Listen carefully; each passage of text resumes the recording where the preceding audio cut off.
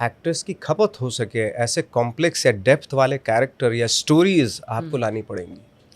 और उसको रेयर ही लोग देखते हैं। अच्छी फिल्म या अच्छी परफॉर्मेंस जब आती है हमारे यहाँ तो उसको तो थिएटर में वो भी नहीं मिलती, स्क्रीनिंग ही नहीं मिलती। किसी अच्छे एक्टर की अच्छी फिल्म ज़्यादा से ज़्यादा 200-300 स्क्रीन पर रिलीज होती है। और जब ये पैसे वालों का धंधा बन जाए फिर बहुत, तब तो और भी डेंजरस हो जाता है जब फिल्म में जिनके पास पैसा है अब वही हीरो बनने लगे, वही डायरेक्ट करने लगे और वही सब कुछ हो जाए, तब बहुत डिफिकल्ट हो जाता है मामला। अभी हर चीज़ खरीदी जा सकती है, पैसे से हर चीज़ खरीदी जा रही है यहाँ पे। Hi, welcome to Tell Me All. I'm Swati Chopra. In a world obsessed with fame and success, we often forget the stories behind it. And today our guest is someone who lived once in a shared apartment, cooked for a senior just to cover rent.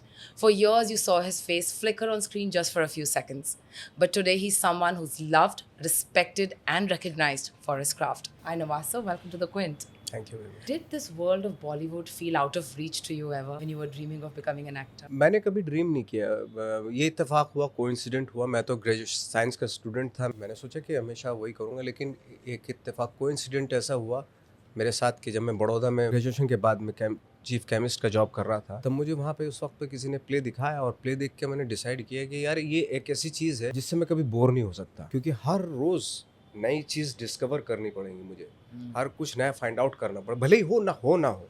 लेकिन ये field ऐसा है कि जिसमें कोशिश करते रहनी पड़ेगी। ये एक हमारा फील्ड ऐसे जहाँ हर रोज़ हर फिल्म के साथ आपको एग्ज़ाम देना पड़ता है। हर रोज़ स्ट्रगल है हमारे सामने, हर रोज़ एक, कहीं ये ना बोल दे कि यार देखो जैसे इसने पहली पिक्चर में किया वैसे इस फिल्म में कर रहा है।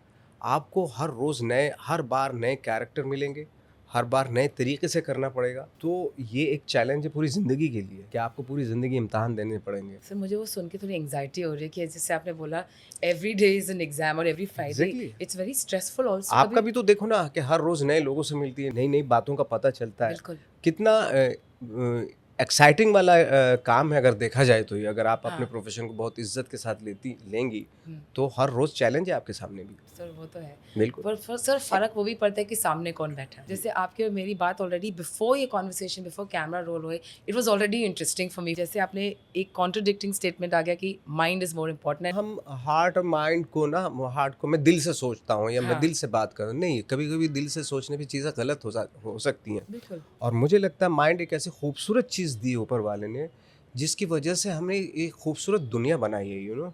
आज जो इन्वेंशंस हुए हैं या डिस्कवरीज हुई हैं बिकॉज ऑफ माइंड, कि हमें ये नहीं कि हम दिल के आगे माइंड को थोड़ा डाउन कर दें, ऐसे नहीं होना चाहिए। दोनों बराबर की चीज़ें हैं। आई थिंक दोनों का सहारा लेना चाहिए हमें कोई भी चीज़ लेते हुए। दिल से सोची हुई चीज़ें, लिया वो डिसीजन कभी कभी गलत हो सकता है। बहुत बार हुआ है सर। बहुत बार होता है। Sir if I to just take you back and talk to you about your initial days, जब आप बॉम्बे आए और आपने बोला आपने वो प्ले देखा और आपको लगा अच्छा ये एक ऐसी चीज़ है that will keep me excited and engaged for life, उस टाइम आपके लिए सक्सेस का मीनिंग क्या था और आज वो मीनिंग कैसे बदल गया है? मैंने कभी इमेजिन नहीं किया था कि सक्सेस मेरे लिए ऐसी होगी कि जहाँ पे मेरे पास बहुत पैसा होगा या बहुत एक बंगला होगा, गाड़ी होगी। ये कभी मैंने कभी इमेजिन नहीं किया। अगर मुझे इमेजिन करता मैं तो मैं अपने घर पे भी बैठ के कर सकता था। मैं किसान आदमी हूँ, मेरी ज़मीन है जिन पे गन्ना बोया जाता है ना, तो शुगर फैक्ट्री खोल सकता था मैं अगर मुझे पैसों की ज़रूरत होती तो। सक्सेस जो है बहुत ही सब्जेक्टिव मैटर है, वो डिपेंड करता है, पर्सन टू पर्सन पे डिपेंड करता है।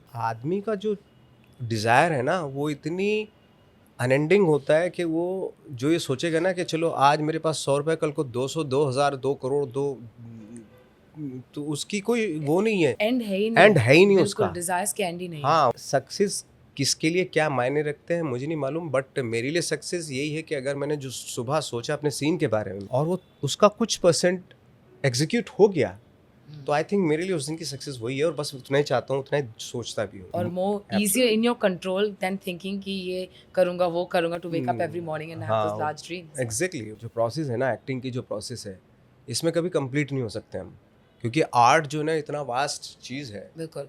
कि इसमें हमारे जैसे लोग आएंगे जाएंगे, एक धूल के कण के बराबर अगर कोई कंट्रीब्यूशन हुआ है इस आर्ट में, तो बहुत ही बड़ी बात है एक्चुअली, वरना हमारे जैसे हज़ारों लोग आएंगे और जाएंगे। सर लाइक हमारी इंडस्ट्री एक ऐसी इंडस्ट्री भी है जहाँ पे the doors don't open very easily, बहुत ट्राई करना पड़ता है, स्पेशली जब कोई किसी को जानता ना हो इंडस्ट्री में। लकली अब बहुत एक्टर्स, डायरेक्टर्स, बहुत लोग हैं जो किसी को नहीं जानते थे and they've made it in this industry and you are one of the finest examples today. But sir just initial time में जब वो होता था कि ओके कुछ मिल नहीं रहा है, और मेरे को याद है कि जब लास्ट टाइम मैंने बात की थी, आपने बोला था कि जब मुझे छोटे छोटे रोल्स भी मिलते थे, मैं बोलता था 1 लाइन करूँगा, दूसरी बार 2 लाइन करूँगा, तीसरी बार 3 लाइन करूँगा। ये आपने मुझे लास्ट टाइम भी बोला था। हाँ। सर जब ऐसा टाइम था कि 1 लाइन या 2 लाइन मिलती थी, कभी ऐसा था that you ever doubted your craft, कि वो बिलीफ और कन्विक्शन इतना था कि नहीं, डाउट कभी क्राफ्ट पे इसलिए नहीं हुआ क्योंकि मैं ट्रेंड एक्टर था, तो अपने पे तो खैर इस चीज़ को लेके डाउट बहुत ही कम था। That's very nice sir. But the thing is के हाँ, चीज़ें नहीं मिल रही थी, और वो इस ज़रूर ठीक है, वो इसलिए नहीं मिल रही थी क्योंकि अभी हमारे दिखने में हम कोई एक्स्ट्रा ऑर्डिनरी नहीं दिखते हैं, तो ऑफकोर्स वक्त लगता, लेकिन जो चीज़ थी उसको समझाने में या समझने में थोड़ा वक्त लग गया, बट इट्स ओके, लगता है वो बिल्कुल। वक्त। मैंने चुना था ये, मैं तो किसी से कंप्लेन भी नहीं कर सकता, और आपने कभी किया भी नहीं मैं है कभी actually। एब्सोल्युटली मैं कभी कंप्लेन कर भी नहीं सकता हूँ। और आप जो चीज़ चाहते हैं उसके लिए तो वक्त लगता ही है ना। ये इंटरव्यू की शुरुआत में जब मैं इंट्रोडक्शन दे रही थी, मैंने बात की थी आपके वो गोरेगांव घर के बारे में। जी। जब मैं वो इंट्रोडक्शन दे रही थी, एक ऐसी है कि आपकी जर्नी आपकी आंखों के सामने एक फ्लैश होती है कि उस दिन से आज आप इधर बैठे with so many celebrated films you know under your name. आपकी क्या जर्नी फ्लैश होती है आंखों के सामने when I talk about those days in Goregaon and your films and the achievements you had. मैं सच बताऊँ आपको, दिल से बता रहा हूँ हाँ मैं जी। आपको, या दिमाग से भी बता रहा हूँ मैं दोनों। कभी भी इन सब चीज़ों के उसमें ख्याल में रहता। मैं सोचता हूँ कि आने वाले वक्त में किस तरीके से अपने आप को में बदलाव किया जाए, क्योंकि थैंक गॉड जब एक्सपीरियंस होता है तो आपको पीछे का काम ना बेमानी लगता है। जो मैंने पीछे के टाइम के रोल किए, तो मैं अभी जब उनको देखता हूँ तो ऐसा लगता है शायद और बेहतर कर सकता था मैं उनको। आपको जैसे जैसे एक्सपीरियंस होता जाता है, वैसे ही आपकी क्राफ्ट में, आपकी चीज़ों में बदलाव आता है, बिल्कुल। अच्छे के लिए बदलाव आता हाँ है। जी। तो आपकी हिंदी फिल्म इंडस्ट्री में और आज की इंडस्ट्री में आपको फ़र्क क्या लगता है? कि आपको लगता है उस टाइम रोल्स मिलना और डिफ़िकल्ट था और आज थोड़ा सिंपलर हो गया है? मेरे को मालूम है कि लोग तो उतने ही आ रहे हैं या इनफैक्ट डबल आ रहे हैं अब। पर क्या आपको कुछ फ़र्क लगता है कि थोड़ा आसान हुआ है आज और उस टाइम और डिफ़िकल्ट था? अभी तो आसान हो गया बहुत सारी चीज़ें आसान हो गई हैं अभी, बट उस वक्त के एक्टर और इस वक्त के एक्टर में फ़र्क हो गया है। हाँ जी। अभी आप ये देखिए, जब हम लोग आए थे, हम ऑफिस टू ऑफिस जा के लोगों को के यहाँ पे जाके ऑडिशन देते थे, अपना रिज्यूम देते थे, फोटोग्राफ्स देते थे अपना, हाँ जी। कि भाई ये हम हैं। फिजिकल जो स्ट्रगल होता था जाने का आने का, ये सब ख़त्म हो गया। आप सीधा मेल कर दो या व्हाट्सअप कर दो, या सेल्फ टेस्ट कर दिया। इस मामले में आसान हो गया। मुश्किल इस मामले में हो गया कि अनफॉर्चुनेटली हम ऐसे वक्त में जी रहे हैं जहाँ पे खाली टाइम नहीं मिल रहा है लोगों को, या दे नहीं पा रहे अपने आप को। उस वक्त के लोग फॉर्चुनेटली, जब खाली टाइम होता था हम प्रैक्टिस करते थे। आज की डेट में जो एक्टर्स है उसके पास खाली टाइम होता है तो वो इंगेज हो जाता है दूसरी चीज़ों में। इन्फॉर्मेशन तो बहुत मिल जाएगी आपको, आपकी पूरी दुनिया की इन्फॉर्मेशन आपके हाथ में है, लेकिन उस इन्फॉर्मेशन का क्या अचार डालोगे आप, जब वो आप उसमें बॉडी में नहीं उतार सकते, दिमाग में नहीं उतार सकते उसको। आज आप किसी भी एक्टर से पूछो, पूरी दुनिया का सिनेमा उसको मालूम होगा, है ना। आप पूरी दुनिया की मेथड एक्टिंग के बारे में बात कर सकते हैं, सब के सब नॉलेज तो बहुत है, मतलब इन्फॉर्मेशन है, लेकिन उसको एग्जीक्यूट आप कर सकते हैं या नहीं, कि उसके लिए आपके पास वक्त नहीं है, क्योंकि वो वक्त आपने जो है ना उसमें इन्वेस्ट कर रखा है, इंटरनेट पे, सोशल मीडिया में। अब मेरी ये समझ में नहीं, भाई इतनी इन्फॉर्मेशन लेके जाएगा कहाँ, करेगा क्या इतनी इन्फॉर्मेशन का। थोड़ी रख, लेकिन उसको अपनी बॉडी में उतार, अपने दिमाग में उतार, वो बहुत ज़रूरी है आज की डेट में। अच्छा देखा जाए सर, वर्ल्ड ही ऐसा हो गया कि किसी गलती भी नहीं है, इतना एक परसेप्शन बिल्डिंग एक्टर्स का इतना इंपॉर्टेंस भी ले रहे हैं मुझे लग रहा है। रिसेंटली में I think it was Jaideep Ahlawat हुआ इंटरव्यू, मुझे भी याद नहीं आ रहा, पक्का नाम याद नहीं आ रहा है, but we were talking about ये परसेप्शन बिल्डिंग, सोशल मीडिया और इम्पोर्टेंस की, पैप हो, सीन हो, एयरपोर्ट से निकलो, रेस्टोरेंट से निकलो, इतना इंपॉर्टेंस दिया जा रहा है उसमें।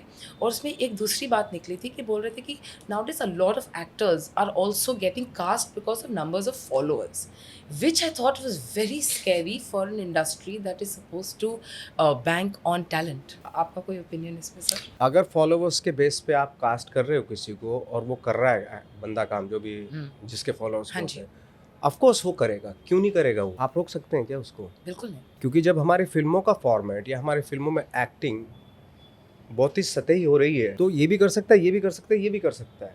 अब ये काम एक्टर्स का है या डायरेक्टर्स का, क्रिएटिव लोगों को इतना डिफरेंस क्रिएट करना चाहिए कि उसको, जिसको फॉलोअर के बेस पे आप ले रहे हैं, उसके लिए डिफ़िकल्ट हो जाए वो चीज़ कि नहीं यार ये एक्टिंग मैं नहीं कर सकता। आपको इतना डिफरेंस क्रिएट करना पड़ेगा क्रिएटिव लोगों को। अगर आप सतही कर रहे हैं तो डेफिनेटली वो भी आएगा, ये भी आएगा, सब आएंगे। क्योंकि हमारी फिल्मों में जो फार्मूला फिल्में होती हैं हमारी, एक हीरो, एक हीरोइन, एक विलन, एक सपोर्टिंग एक्टर, एक comedian, I am sorry but हमारा सिनेमा ऐसा है कि फॉर्मूला है वो। हमें इतने डेप्थ वाले फिल्में चुननी पड़ेंगी, डेप्थ वाली परफॉर्मेंस करनी पड़ेगी जहाँ पे दूसरे आदमी को सोचने पे मजबूर होना पड़े कि मैं कैसे कि यार ये मैं नहीं कर सकता हूँ। अब इतनी आसान फिल्में अगर होंगी सभी कर लेंगे तो सब करेंगे ना। जिनके फॉलोअर्स ज्यादा हैं अगर वो आ रहे हैं तो वो तो क्यों नहीं आएंगे? आप रोक सकते हैं क्या उनको? और हो सकता है उसमें कोई बेहतर भी कर दे। इसलिए आपका जोक बोल रहे हैं कि फॉलोअर्स के बेसिस पे लेते हैं एक्टर को, तो भाई वो तो आएंगे ना। आप डिफरेंस क्रिएट करो ना फिर। वही सर, बहुत एक्टर्स आजकल बोलते हैं कि इंडस्ट्री में एक, जैसे आपने भी बोला, एक फॉर्मूला चल रहा है कि ये फॉर्मूला भी चल रहा है तो ऐसी ही फिल्म्स बनाते हैं। मींस वो चैलेंजिंग एक्टर्स को अब चैलेंजिंग रोल्स मिल नहीं रहे हैं। नहीं, बनी नहीं रही फिल्में। तो हाँ, जो exactly. एक्टर्स तो तभी करेंगे ना जब इस तरह की फिल्में बनेंगी। बिल्कुल। इवेंटफुल फिल्में बनेंगी तो फिर ठीक है। बहुत ही कम फिल्में बनती हैं अगर देखा जाए, बट एक्टर्स की जिसमें एक्टर्स की खपत हो सके, ऐसे कॉम्प्लेक्स या डेप्थ वाले कैरेक्टर या स्टोरीज आपको लानी पड़ेंगी। और उसको रेयर ही लोग देखते हैं।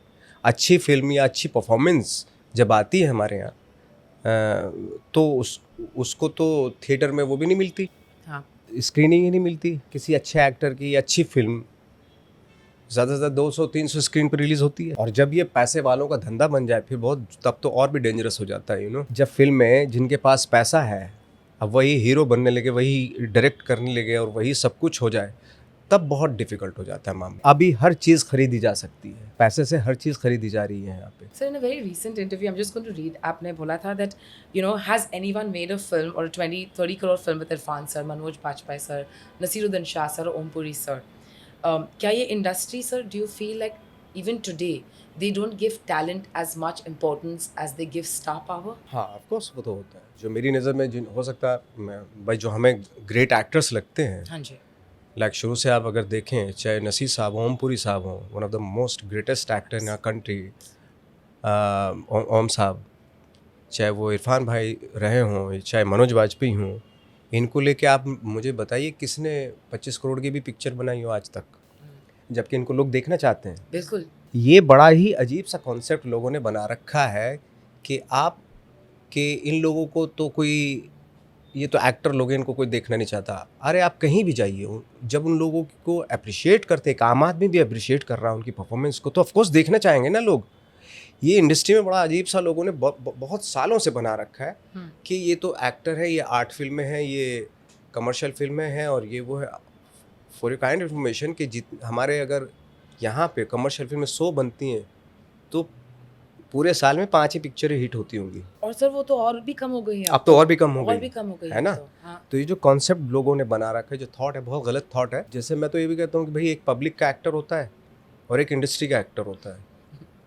पब्लिक का एक्टर को की पिक्चर पब्लिक तक नहीं पहुँच रही और इंडस्ट्री के एक्टर की पिक्चर हर जगह लगी हुई है। क्योंकि हमारे यहाँ देखने की कल्चर है, फिल्म देखने की कल्चर है। लोग फिर भी सोच कर चलो ठीक है, पसंद तो है नहीं, चलो देख लेते हैं जाके इसकी फिल्म, क्योंकि वो हर जगह लगी हुई है ना। अब जिन एक्टर्स का मैंने आपके सामने नाम रखा, हाँ जी, उनकी फिल्म बताइए 300-400 या 800 स्क्रीन से कभी ज़्यादा रिलीज़ हुई हूँ। ढूंढना पड़ता है कि चलो यार ओम साहब की, इरफान भाई की, मनोज बाजपेयी की पिक्चर सिनेमा हॉल में लगी है।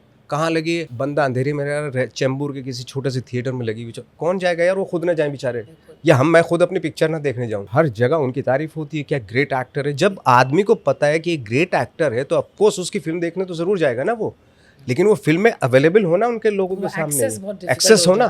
सर आई थिंक रिसेंटली भी कुछ film, I think a lot of indie films are facing this problem of course. जैसे वो as we imagine as light, इतना बड़ा नाम किया internationally, even still in India उसको स्क्रीन्स कितने मिले? I think that was another debate कि अगर फिल्म इतनी अच्छी है, there is no space to exhibit it. उस फिल्म तक आने के लिए आपको अपना ये लाना पड़ेगा ना। कहते हैं मैं तो मज़े लेने के लिए जाता हूँ, दिमाग घर पे रख के जाओ। भाई क्यों? जब ऊपर वाले ने दिया है दिमाग, मैं घर पे क्यों रखूँ इसको? आप बोल सकते हैं मैं तो टांग रख के जा रहा हूँ अपनी मैं हाथ रख के जा रहा हूँ कमर में, ऐसा थोड़े बोल सकते हैं। है तो है। तो ये जो आसान बना रखी है ना चीज़ें, ईजी, तो उससे क्या हो रहा है, अगर आपका दिमाग यहाँ तक है, ये तो धीरे धीरे नीचे आता चले जाएगा। फॉर एग्जाम्पल, जैसे हम लोग जब नेशनल स्कूल ऑफ ड्रामा में थे तो हमारे सीनियर हमें कहा करते थे कि जाओ भीमसेन जोशी जी का वो है कंसर्ट है, देखने जाओ, या पंडित रविशंकर का सितार है, या अमजद अली खान का सरोद है, या बिरजू महाराज का कत्थक है, जाओ देखने जाओ। अब हम जाते थे, थोड़ा बोर होते थे, क्या राग अलापे जा रहे हैं भाई, एक ही राग अलापे जा रहे हैं 2-2 घंटे तक, क्योंकि मेरा माइंड उस लेवल तक बना नहीं था ना, उसको समझने के लिए, उसको एंजॉय करने के लिए नहीं बना था ना। लेकिन जब गया बहुत डिफ़िकल्ट लगा मुझे वो, लेकिन बाय द टाइम 3-4-5 महीने के बाद, 1 साल के बाद मेरे अंदर वो डेवलप हो गई और फिर मुझे मज़ा आने लगा। और फिर मुझे लगा कि यार कितनी खूबसूरत आर्ट है ये, क्लासिकल आर्ट्स जो है, जो हमारी जो चाहे वो फोक आर्ट हो, क्लासिकल ट्रेडिशनल आर्ट्स हो, कितनी खूबसूरत हैं, जिनको पूरी दुनिया देखना चाहती है। आप देखेंगे जब अनुष्का शंकर का शो होता है ना, मैंने कान फिल्म फेस्टिवल में देखा था उनका अनुष्का शंकर का शो, जो वो सितार बजा रही थी, वो पूरा यूरोप पागल था उनके लिए। हमने वीडियोस देखे थे ऑफ कोर्स। जी, हमारी जो ये आर्ट है वो बाहर तो पॉपुलर है, लेकिन अपनी कंट्री में वो दम तोड़ देती हैं। अब उसके लिए मैं ये कह रहा था कि मेरे को डेवलप करना पड़ेगा अपने आप को। क्या कहते हो, हमारे ब्रेन की हमेशा हैबिट होती है कि हम बड़ी आसान सी चीज़ों में खुश हो जाता है हमारा माइंड, क्योंकि प्रेशर नहीं डालने ना हम उस पर। लेकिन जब डिफिकल्ट चीज़ देखते हैं तो प्रेशर पड़ता है, तो हम भागते हैं, फिर उससे स्केप करते हैं, उसके स्केपिज्म हो जाता है हमारा। लाइक फॉर एग्जाम्पल, जैसे अपनी बेटी को मैं चाहता हूँ कि वो डिफिकल्ट फिल्में देखे, ताकि उसका माइंड अभी से ही जो है ना वो तैयार हो जाए हाँ जी। डिफ़िकल्ट चीज़ों के लिए। फिर आसान चीज़ तो बड़ी आसान होती है, उसमें कोई थोड़ा ना दिमाग लगाना पड़ता है। फिल्मों ने हमारा सत्यानाश इसलिए किया कि अरे मज़ा आ गया, हा हा हा करके फिर गए और भूल भी गए। लेकिन मैंने वो फिल्में भी देखी हैं, जैसे एक डॉक्टर की मौत देखी मैंने, या स्पर्श देखी, या अर्ध सत्य देखी। वो फिल्मों ने मेरे पे इतना इफ़ेक्ट किया, इतना प्रभाव डाला मेरे पे, कि जिसकी वजह से आज मैं यहाँ बैठा हूँ। वही फिल्में थी जिनकी वजह से मैं यहाँ बैठा हूँ। आई थिंक सैटरडे को वो फिल्में टीवी पे आती थी, सिर्फ मैं अकेला अपने गांव में बैठ के देखता था वो फिल्में, बाकी लोग देखते ही नहीं थे, क्योंकि वो डिफ़िकल्ट फिल्में थी। तो लोगों में ये था कि अरे सैटरडे आज तो वो आर्टिस्टिक टाइप की पिक्चर है जो नवाज़ भाई देखेंगे, बाकी कोई नहीं देखेगा। बट मैं देखता था, जो उस तरह की फिल्में देखते थे जिस पे दिमाग डालने की ज़रूरत नहीं है, वो पता नहीं आज कहाँ है। लेकिन थैंक गॉड उन फिल्मों की वजह से मैं आज यहाँ हूँ। भले कहीं भी, मैं ये नहीं कह रहा कि मैंने कुछ अचीव, बट मैं जो भी हूँ आपके सामने बैठ के इंटरव्यू दे रहा हूँ आज, बिल्कुल सिर्फ उन्हीं फिल्मों की वजह से। I am sorry. या sir, of course it is, जैसे हम लोग बोलते हैं ना, जिसके साथ हम उठते बैठते हैं, जो हम खाते हैं और जो हम देखते हैं, it makes us who we are. इसलिए सर्किल भी वैसा ही बनाना चाहिए, जैसे दोस्तों को बनाना चाहिए, जो वाकई जिनके अंदर, जिनका थॉट हो, जिनके अंदर जिसके पास नॉलेज हो, है ना। तो उससे मैंने बहुत सारे टैलेंटेड एक्टर्स को देखा है कि उनका अगर वो ऐसे सस्ते दोस्तों में बैठना शुरू कर दिया ना, जो उनका टैलेंट भी ऐसे डाउन चला जाता है, कि ये कोई स्टैग्नेंट चीज़ है, फ्लक्चुएट होता है टैलेंट, डिपेंड करता है सर्किल पे। मैंने ग्रेट एक्टर्स देखे हैं, लेकिन उनका जो सर्किल था वो थोड़ा सा अजीब सा था। उनका जो कमाल का जो टैलेंट था वो धीरे धीरे ऐसे हो गया। अब मैं उनको देखता हूँ तो अफसोस करता हूँ मैं कि यार इतना टैलेंटेड था एक टाइम पे ये, माय गॉड अब क्या हो गया इसको। सर, आपकी और अनुराग कश्यप की अगर बात कर रहे हैं, of course both of you are absolute powerful together, you all have done some great work together. Anurag sir said that, you know, he's so tired of the noise that Bombay City and the industry is given, that he's moving away. He will be in the industry, he will continue to work, but he's moving away from this noise. Have you ever felt like that? आपको कभी ऐसा लगा कि यार industry से नहीं, पर मैं थोड़ी आवाज़ से चला जाऊँ? जैसे आपने बताया कि बहुत ज़्यादा जो ध्यान है उस चीज़ पे है कि एयरपोर्ट ये वो, लाइक एक्टिंग के अलावा बाकी सब चीज़ों पे जो फोकस किया जाता है, जो क्रिएटिविटी के अलावा जब बाकी चीज़ों पे फोकस किया जाता है वो ज़्यादा इम्पोर्टेंट हो जाती है। ऑफ कोर्स तब किसी भी क्रिएटिव इंसान का मन ही करेगा यार कि आप यार निकल लो यहाँ से बस। But I will ask this question with a lot of respect. So recently you went through a tough time and unfortunately the whole world was watching. It's very sad because you are a celebrity, so you can't escape it. But आपने आपकी जो dignity है वो intact रख के you faced it. How does a situation like this ever change you as a person? नहीं, कल को कोई भी आके मतलब 2-4 सोशल मीडिया पे गाली दे के चले जाते तो डिग्निटी कुछ नहीं, ऐसा कुछ नहीं। हम तो कोशिश करेंगे भाई, जैसे अभी रहमान साहब के साथ हुआ, हज़ारों गालियाँ मिली उनको, ये वो, या पर्सनल मैटर हो जाते हैं कभी कभी तो लोग एकदम इज्जत उतार देते हैं। तो डिग्निटी नाम की कोई चीज़ अब तो नहीं रही किसी के पास भी। बहुत ही मुश्किल है कि 2 मिनट में कोई भी इज्जत उतार सकता है, और ये बहुत ही अनफॉर्चुनेट है। इसका मतलब तो अब तो जो जीनियस हैं या वो बनने बंद हो जाएंगे। जो रहमान साहब यार या कोई भी, उनके अलावा कोई भी अगर जिनको हम देखते हैं, वाह क्या क्रिएटिव इंसान है, क्या काम है इसका, आज की डेट में 2 मिनट में कोई भी इज्जत उतार देता है।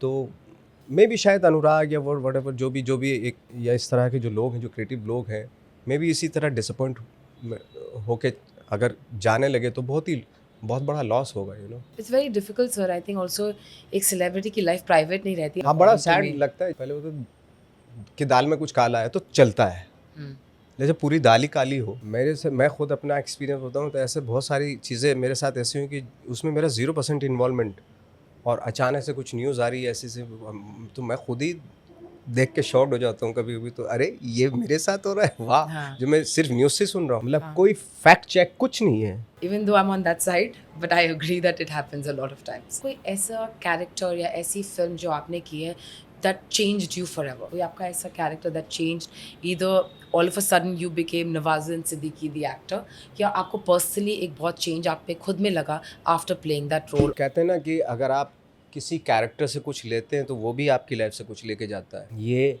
गिव एंड टेक चलता है एक्टर और कैरेक्टर के बीच में, इंसान और कैरेक्टर के बीच, और कहीं ना कहीं हर कैरेक्टर आपकी ज़िंदगी पे कुछ ना कुछ थोड़ा बहुत असर करके ज़रूर जाता है। जैसे मंटो जब मैं कर रहा था, डेप्थ में गया मैं मंटो के पर्सनैलिटी के बारे में जब मैं पढ़ना शुरू किया मैंने, वो कहते थे कि मैं जो देखता हूँ वो लिखता हूँ। मेरे से बनाव सिंगार करना नहीं आता, लिपा पोती नहीं करनी आती मेरे से। और उसकी वजह से, सच्चाई लिखने की वजह से कई बार उन पे केसेस भी हुए, कई बार वो कोर्ट के चक्कर भी हुए उनके, और यही चीज़ उनको मार भी दी actually at the end of the day. वही है कि सच्चाई का, सच बोलने का बहुत बड़ा खमियाजा भुगतना पड़ता है। तो उसका इम्पैक्ट पड़ा मेरे पे ऑफ कोर्स काफ़ी, और भी कैरेक्टर्स थे जिनके इम्पैक्ट पड़े, बट मंटो का बहुत बड़ा अफेक्ट वो हुआ। तो आई फील अभी भी हो रहा है, जैसे आप बोल रहे हैं, एक वो डर रहता है एक बैकलैश का। People used to write truth to power, they used to talk about the society. Film जो थी एक रियल रिफ्लेक्शन थी, जो एक कंट्री का मूड था, वो हमारी फिल्मों में तब रिफ्लेक्ट होता था। पर आज एक डर सा रहता है कि इसके बारे में बात करेंगे तो हमारी फिल्म बैन हो जाएगी, ये करेंगे तो ये हो जाएगा। क्या आपको एज एन एक्टर अगर एक ऐसी फिल्म आए कि से वो जो हिस्टोरिकली इंक्लाइंड हो या पॉलिटिकली इंक्लाइंड हो, कभी वो डर लगता है कि यार ये कर दिया मैंने, बैकलैश हो जाएगा, इंटरनेट में ये हो जाएगा, इससे अच्छा कि दूर रहो? अपने सोसाइटी में इतना ज़्यादा वो बना दिया गया है कि अगर मैं नाम भी यूज़ कर लूँ, मतलब ऐसे ही जस्ट नाम भी यूज़ कर लिया मैंने, तो उस पर भी बैकलैश हो जाता है। अब इतने हम तो ऐसे थे, अब इतने ऐसे सोसाइटी में हम लोगों के जो दिमाग बिल्कुल ऐसे होते जा रहे हैं। उससे क्या होता है ना कि सच्चाई जानने का मौका नहीं मिलेगा आपको ऐसे दौर में, एक बात। दूसरा ये, अगर सच्चाई नहीं जानते ना तो आदमी प्रोग्रेसिव नहीं हो पाता। क्योंकि मैं अगर किसी आदमी के, इंसान के बारे में सच्चाई से जब जानूंगा ना, तो मुझे बहुत सारे ट्रेड्स, बहुत सारी चीज़ें मिलती हैं। जब सच्चाई से कोई बताता है तब हमें भी नॉलेज बढ़ती है, हम भी रिलेट करते हैं, चाहे वो भले ही कमियाँ हों, उन कमियों से रिलेट करते हैं। और दैट्स वाई, इसलिए क्या होता है कि जब भी मैं कोई कैरेक्टर करता हूँ तो मैं हमेशा ये कोशिश करता हूँ, भले ही ना हो, लेकिन कोशिश करते हैं कि जो मैं कैरेक्टर कर रहा हूँ उसमें गलतियाँ भी होनी चाहिए, कुछ अच्छाई भी होनी चाहिए। मैंने अपनी ज़िंदगी में, आई एम सॉरी, मैंने आज तक कोई ऐसा इंसान नहीं देखा जिसके अंदर सारी अच्छाइयाँ हैं। So possible हाँ, वो नहीं है। फिल्मों में हीरो ज़रूर हो सकता है, या ऐसे इंसान जिसके अंदर सारी बुराइयाँ हैं, वो विलन हो सकता है हमारी फिल्मों में। लेकिन जो इंसान का कैरेक्टर होता है वो ग्रे शेड होता है, जिसमें अच्छाइयाँ भी होती हैं, बुराइयाँ भी,